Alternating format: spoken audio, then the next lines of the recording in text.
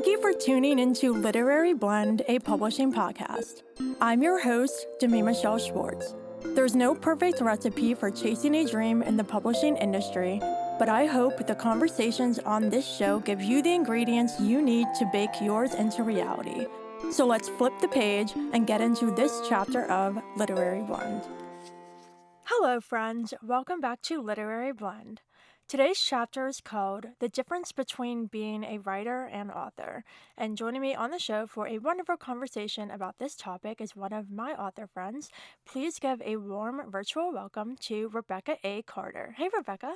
Hi, Demi. How are you? Thanks for having me today. I'm fantastic, and I'm so excited to have you on the show today. How are you doing? I'm good. I've been writing, thank God the words are coming finally, because I had like a rough start with this new book. It was so slow, and now finally I'm writing, so that's perfect. Perfect. Well, I'm so excited to have you on the show for a chat about the difference between being a writer and an author, because as a lot of things in publishing are different opinions surrounding this are very subjective, and so I'm really excited to have a conversation about this to kind of add to the dialogue and the perspectives of what is an author and what is a writer and where the line blurs and all of that. But before we get into that conversation, I would love for you to share a little about yourself and your author journey so far. Okay, well, I am Rebecca. I am currently living in Madrid, Spain. And well, I've been writing since I was 20 years old or so. And it's been, oh no, even sooner. I was like 18 or so when I started writing. I don't remember. But it's been like 14 years or so, or even, no, not 14. I don't even remember. But anyway, I've been writing for quite a long time. Only in 2021 I started querying, and I've been in the querying trenches for like 2 years and a half until I got my offer of representation from Christine Goss at the Parcel Agency.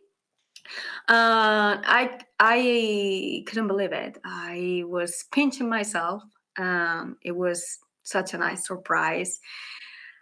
But yeah, now I am on SAP with my book. I call it 1915 Web, but of course it has a title. But yeah, that's how I know it. This is me. I am waiting to have news, or I'm just writing the next thing, because that's what we do, right? Big writers always writing the next thing, always chasing the white rabbit. Yeah. Awesome. Well, congratulations again on being agented. I remember, I think we signed really close together. So that's Yeah. exciting. Yeah. We were vague at the same time, and I was like, "Oh my god, I'm so excited for the both of us." I was looking at your account, waiting for you to drop the news, and it was so exciting. Yeah. Yeah, absolutely. Perfect. Well, now let's shift gears into our chat. So, when I saw you post a Twitter thread, it completely sparked my mind for having an episode around this topic. And we will get to the big epiphany you had shortly. But first, I want to talk about writer.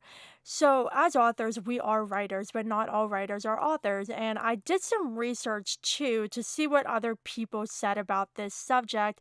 And it's really interesting because writer is a very generic term to refer to anybody who writes. So you can have fiction writers, screenwriters, I'm a songwriter too, journalists, all of them are considered writers. But what was really interesting that I saw is that you start to bridge into the author realm when you get into original work, because journalists and things like that, they're covering things. They're writers, but they're not inventing their own stories and ideas.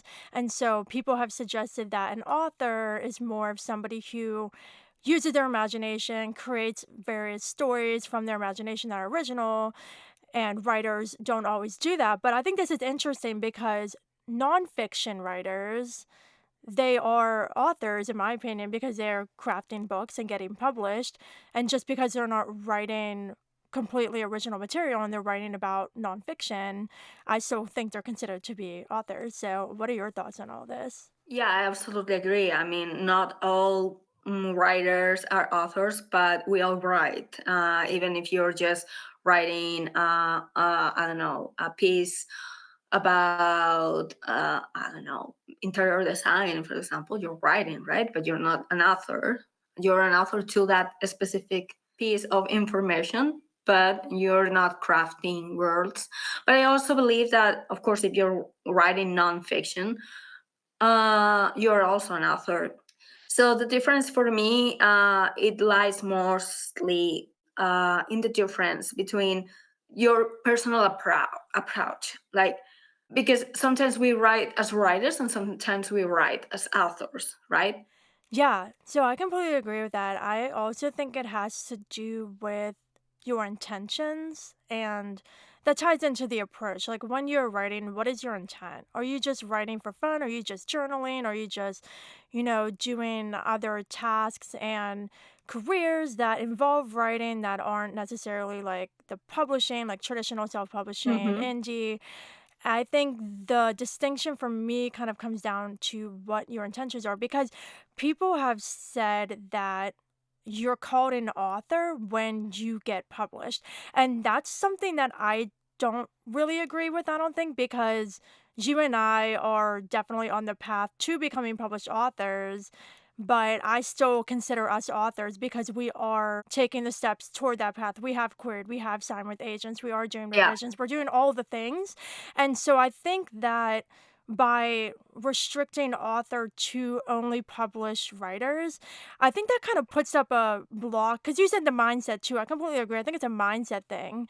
And so I think Mm-hmm. that if you are chasing a dream in publishing, whether that's self publishing or traditional, as soon as you start to take steps in that direction, I think you should be calling yourself an author. Yeah, yeah, absolutely. And I think self-publishing authors also can take some wisdom from here, on from this podcast episode, because when you self-publish, you also have to take several things into account. Like, for example, when you write your book, of course, you have your freedom when you're self-publishing, and that's what draws most people toward it, right? The freedom of choice, the artistic freedom, whatsoever, word count. Um, but you also have to keep your readers in mind, right? So that's what it takes to be more of an author than you're a writer. So you can be a writer and an author at the same time, but especially when it's a traditional publishing author, you must take a lot of angles into consideration, right? Very a lot of takes, a lot of a lot of choices, whether they are artistic, whether they are marketing wise, all those choices you have to take them into account. So yeah, it's definitely a mindset. Absolutely. And I love how you brought that up because you're exactly right. I think whenever you're looking at it from the author perspective, at the end of the day, like your book is intended to be a product that you're going to sell. Whether you are going traditional or self publish, like that book is a product you want to sell that to readers. And I think that's where the mindset shift happens. If you're just writing as a hobby, you can be a writer, but when you're shifting into, I want to sell this book, there are expectations.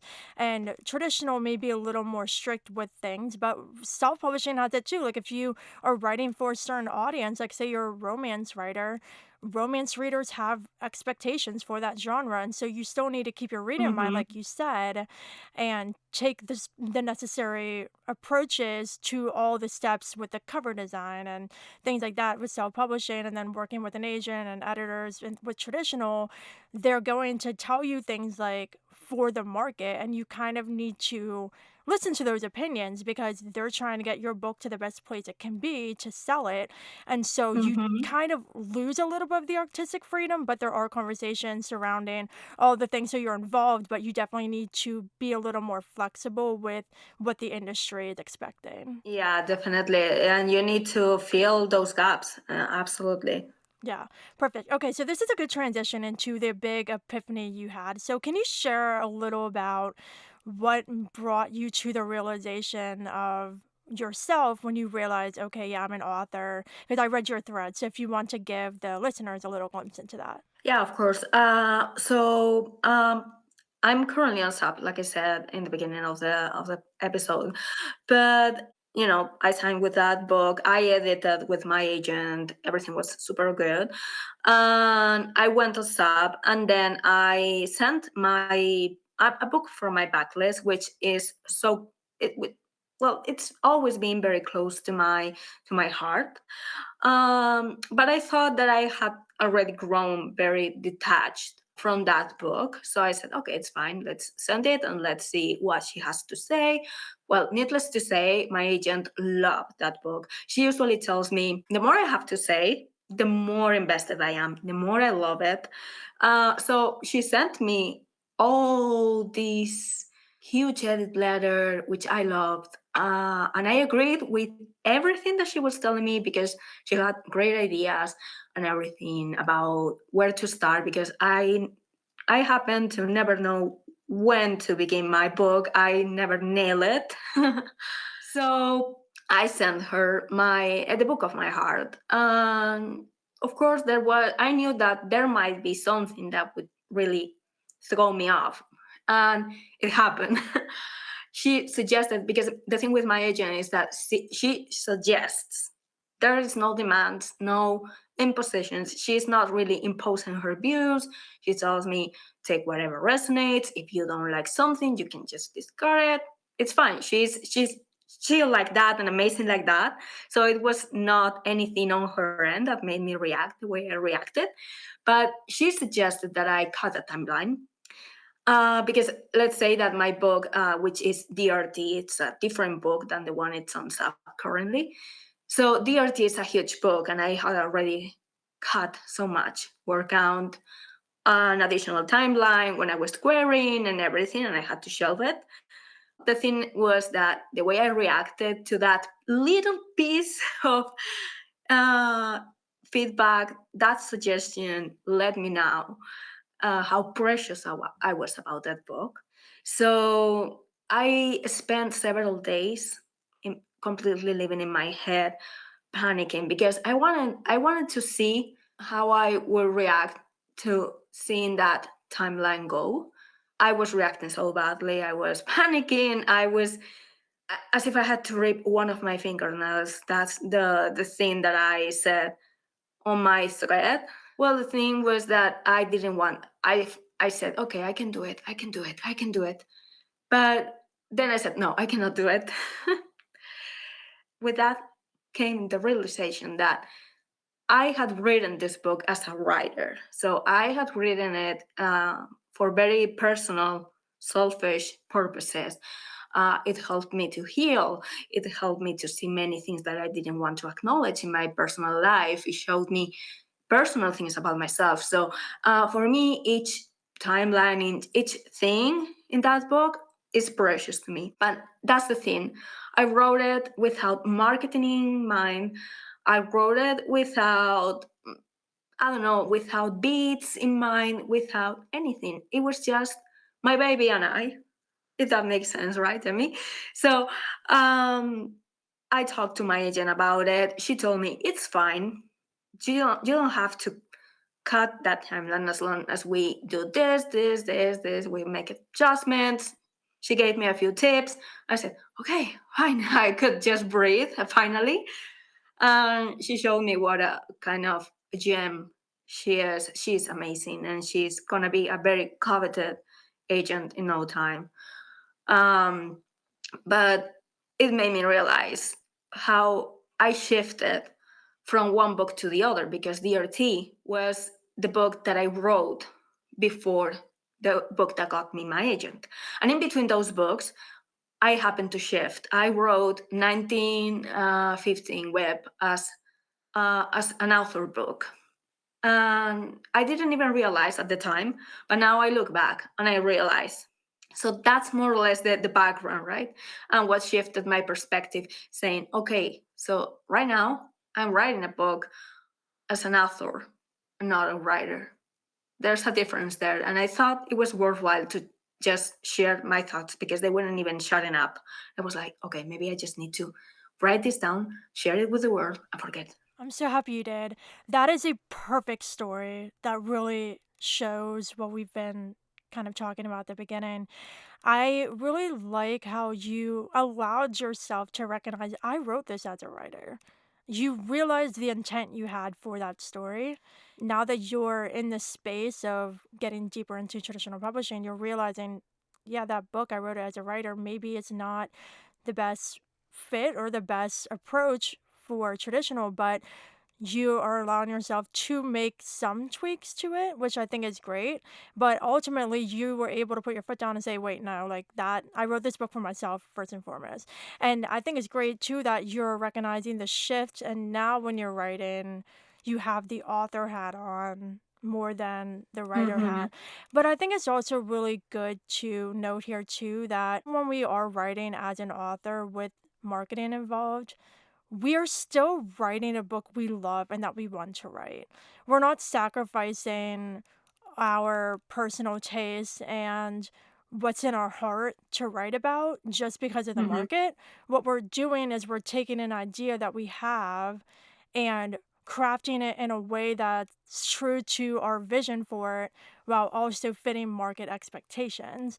And so I Yeah. think that's the difference. And I think it's really important that Mm-hmm. as the future continues to unfold, we still need to hold on to our love for writing and the craft and all of that while still tailoring what we're writing to fit market expectations if we want to be published.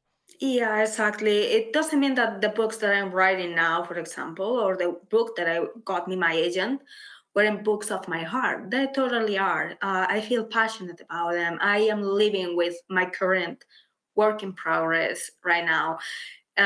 It makes my blood race, and I think it's a great book. But I also took into consideration to write this one because I knew that this book fit the current market. I know that it has the beats.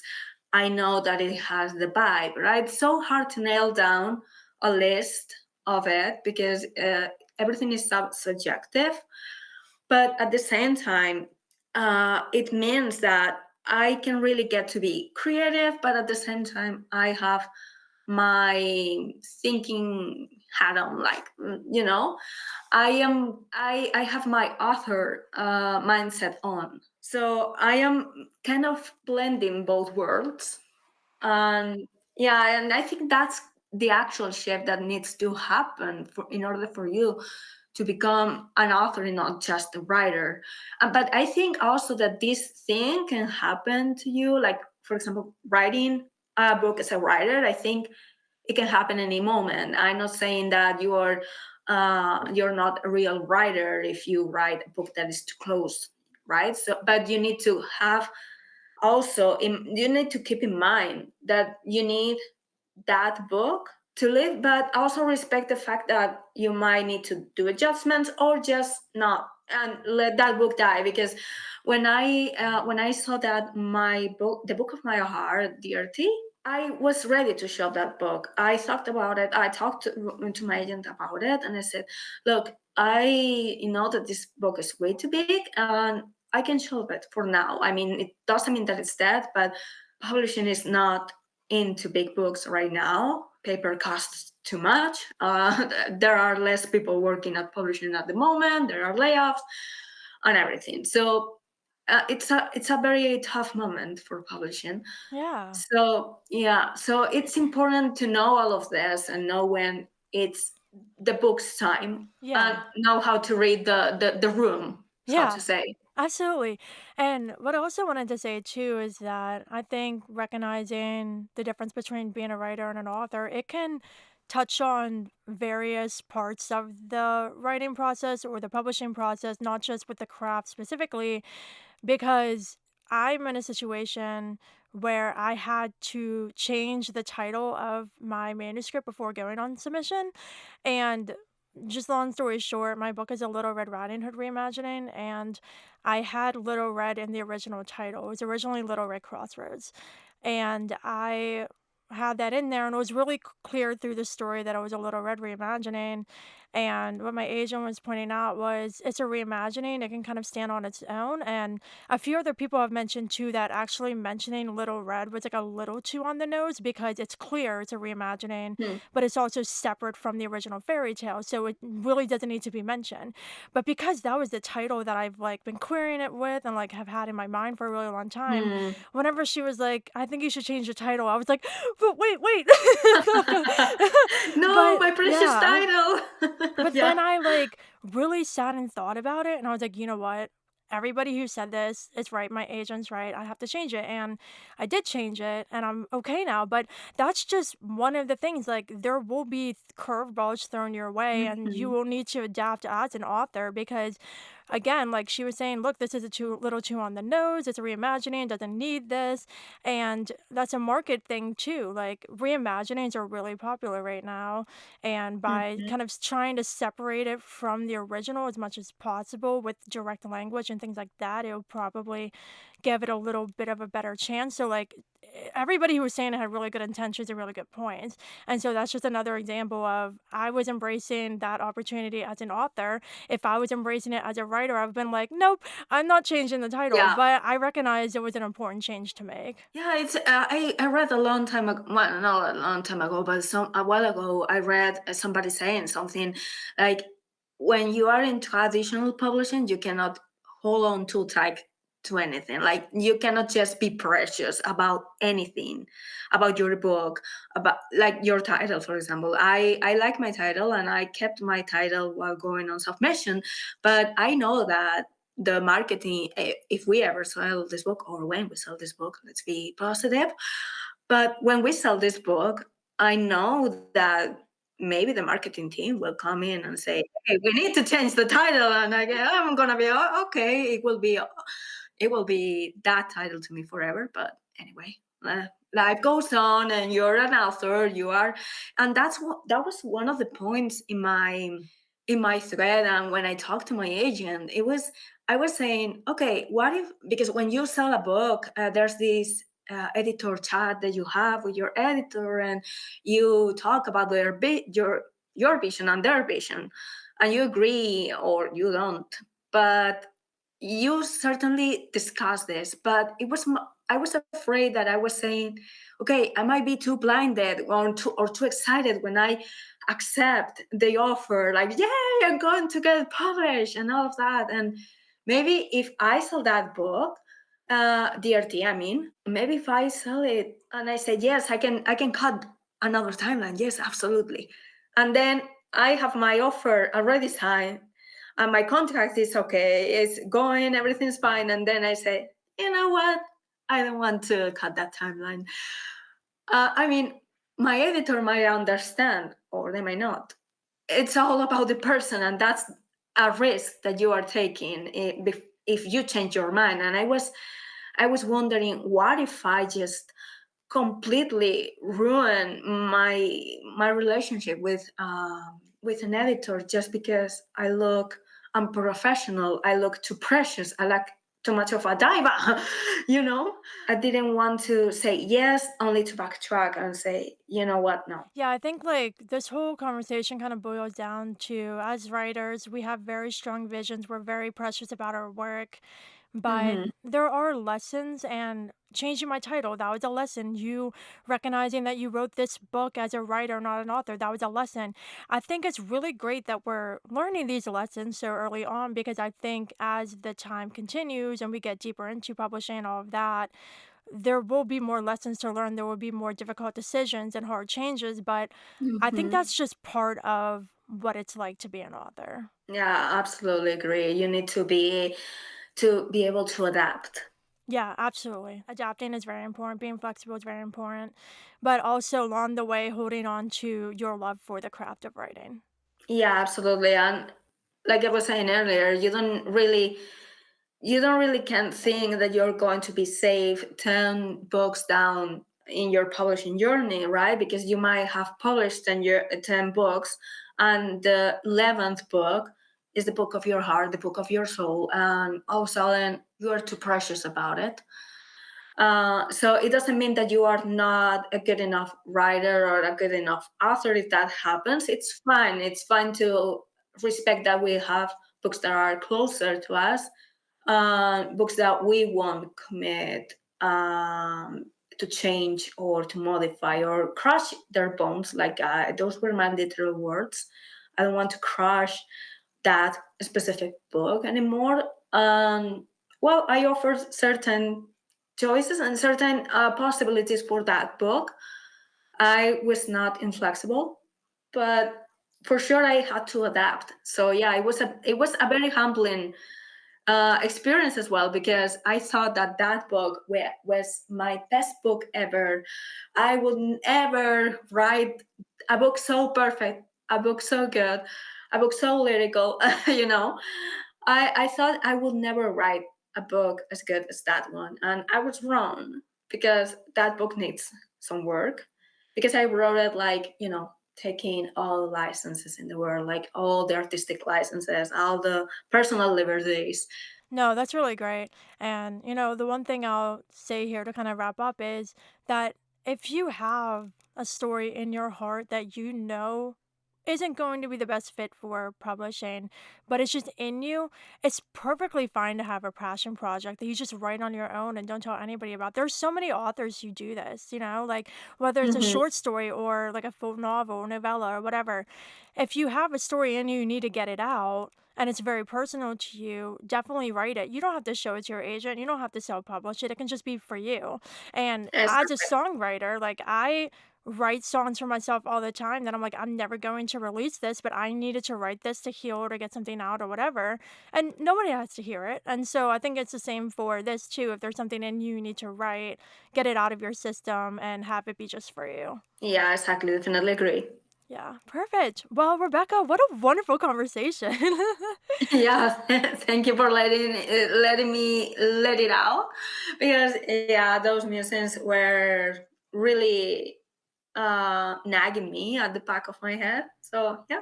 Yeah, absolutely. Well, this brings us to the plot twist of the show. So, what the plot twist is as readers and writers, we love plot twists. And so, I'm going to ask you something that you could have never seen coming. Are you ready? Okay, bring it on. Yours Let's is going to be see. fun. Okay, so imagine imagine you're going into a bakery Okay. and there's a bunch of cookies Uh and huh. somebody walks up behind you and says, I want you to pick a cookie that represents fantasy and a cookie that represents historical. What two would you pick? Oh my god. Okay. Uh Fantasy. Okay, for fantasy I'm picking this cookie that is it has so many colors. It has sprinkles it sprinkles like multicolor sprinkles all over it, because fantasy is about, you know, to me fantasy rings with colors. Like yeah, it matches the vibe. So I think I'm going to pick that one that it has, or some kind of glazing over it. I don't know, that kind of cookie. For a historical, that's harder, but I think I'm going with the one and only chocolate chip cookies. Yeah, I think it's very. It's a old one. It's like, and it's one of the original cookies, right? So it has chocolate, but it's a cookie. Yeah, I think I'm gonna pick that one. Perfect. Oh my gosh, that was perfect. Awesome, awesome. Well, thank you so much again for joining me. And is there anywhere online you would like to share where listeners can connect with you? Yeah, of course. My Twitter, I'm mostly there all the time. I'm Becca Carter. That's my Twitter, Becca A Carter. You can find me there, and also TikTok. I'm not trying to be on TikTok that much, because the Becca A Carter was taken, so it's with one Becca A Carter one. Yeah, that's my TikTok. Awesome. And everyone definitely follow her on Twitter. She's fun. Yeah, I am very random, but I try to stick to mainly my publishing journey. but I'm very random.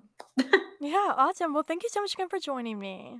Thank you for having me today. Well, have a good day. Yeah, absolutely. And listener, that is a wrap. Thank you so much for listening to this conversation with Rebecca, all about the difference between being a writer and author. If you enjoyed our conversation, please consider leaving Literary Blend 5 stars and giving it a review to help others just like you discover it. Also, if you have friends in the publishing industry you think would find the show interesting, definitely pass it along to them. Thank you for listening, and until next time, happy reading and writing.